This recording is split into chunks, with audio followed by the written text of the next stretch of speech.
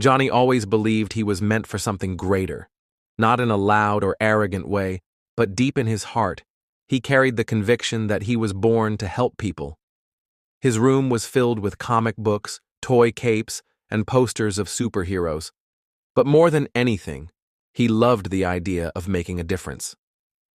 One sunny Saturday morning, Johnny stood proudly in front of his mirror.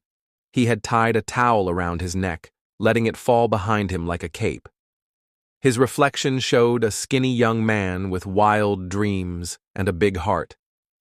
"I am the neighborhood Superman," he declared, flexing his arms and striking a pose.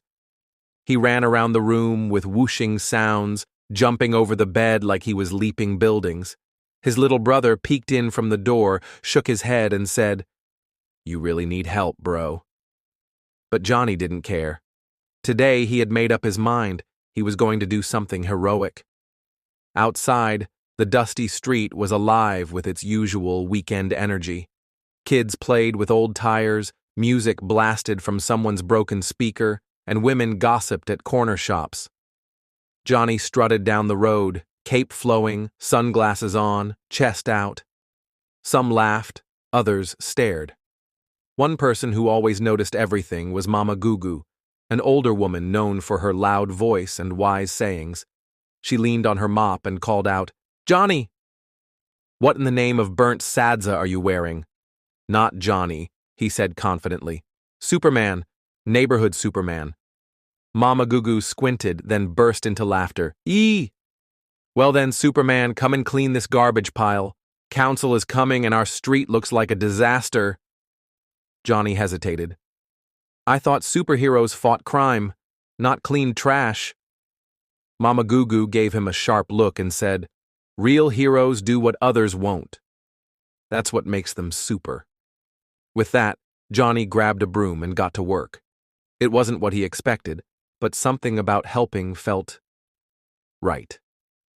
Later, as he walked past Thabiso's house, he noticed the man struggling to repaint his shack. Thabiso had been jobless for months, but he was always trying to fix things up. Johnny didn't say much. He just picked up a brush and started painting with him. Thabiso looked at him and smiled quietly. Sometimes heroes don't wear capes. They just show up. Farther down the road, Johnny spotted Tino, a small boy with torn shoes and tired eyes, sitting alone. Johnny sat beside him, handed him a sandwich wrapped in newspaper, and asked if he was okay. Tino whispered, "Mom's gone drinking again. I haven't eaten since yesterday." Johnny stayed with him, shared the food, and later helped him with homework. That whole day, Johnny found himself helping one person after another, carrying groceries for Mama Gugu, running errands for old Mr. Banda, helping kids fix a broken wheelbarrow. It was never planned, but he couldn't stop. And the strange thing was, each small act made him feel more powerful than any superhero ever could. That evening, as the sun began to set and the neighbors gathered for their usual weekend braai, Mama Gugu stood up and tapped her spoon on a bottle. "Can I have everyone's attention, please?" she said. "Today we laugh a little less and clap a little more. Let's appreciate someone who reminded us what true strength looks like." The crowd turned as she pointed to Johnny.